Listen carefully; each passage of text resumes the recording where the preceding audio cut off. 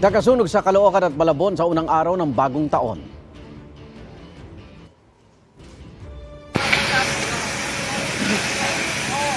Umabot sa Task Force Alpha ang sunog sa isang bodega sa Engineering Road, Barangay Potrero, Malabon.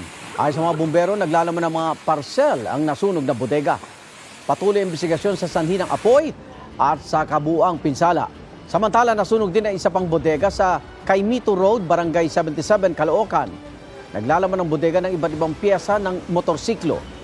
Iniimbestigahan na rin ng BFP ang halaga ng pinsala at sanhi ng apoy.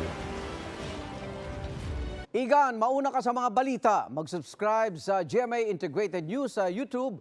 Sa mga kapuso abroad, subaybayan nyo kami sa GMA Pinoy TV at sa www.gmanews.tv.